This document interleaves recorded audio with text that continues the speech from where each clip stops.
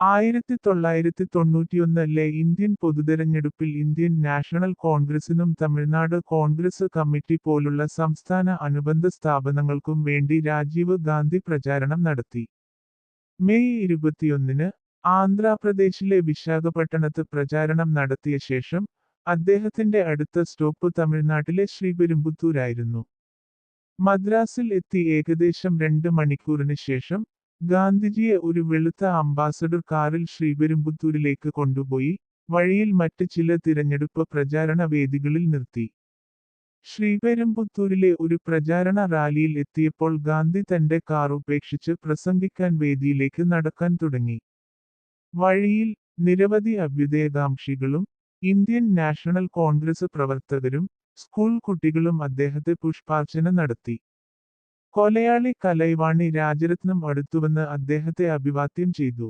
തുടർന്ന് അവൾ കുനിഞ്ഞ് അദ്ദേഹത്തിന്റെ കാലിൽ തൊടുകയും രാത്രി കൃത്യം 10:10-ന് തന്റെ വസ്ത്രത്തിനടിയിൽ വച്ചിരുന്ന RDX സ്ഫോടകവസ്തു നിറച്ച ബെൽറ്റ് പൊട്ടിത്തെറിക്കുകയും ചെയ്തു. തുടർന്നുണ്ടായ സ്ഫോടനത്തിൽ ഗാന്ധിയും രാജരത്നവും മറ്റ് 14 പേരും കൊല്ലപ്പെട്ടു, കൂടാതെ 43 പേർക്ക് ഗുരുതരമായി പരിക്കേറ്റു.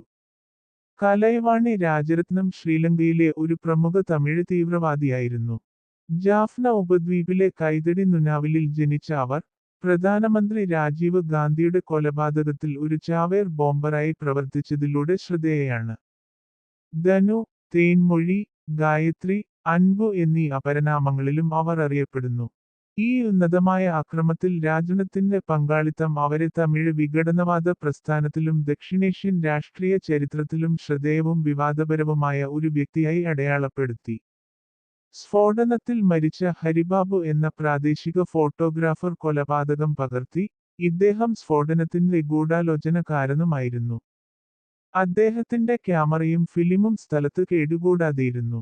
രാജീവ് ഗാന്ധി വീണ്ടും അധികാരത്തിലെത്തിയാൽ ശ്രീലങ്കയിൽ സമാധാനം പുനഃസ്ഥാപിക്കാൻ വീണ്ടും സമാധാന സംരക്ഷണ സേനയെ അയക്കുമെന്ന് 1990 ഓഗസ്റ്റ് 21-ന് സൺഡേ മാസികക്കു നൽകിയ ഒരു അഭിമുഖത്തിൽ അദ്ദേഹം പ്രസ്താവിച്ചിരുന്നു.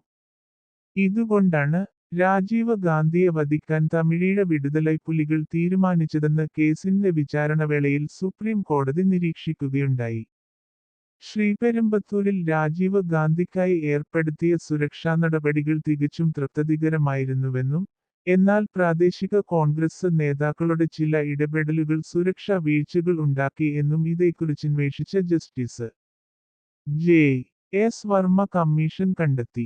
തമിഴ്നാട് സന്ദർശനത്തിനിടെ രാജീവിന്റെ ജീവനു ഭീഷണിയുണ്ടായേക്കാമെന്ന് അദ്ദേഹത്തിന് നേരത്തെ തന്നെ വിവരം ലഭിച്ചിരുന്നു.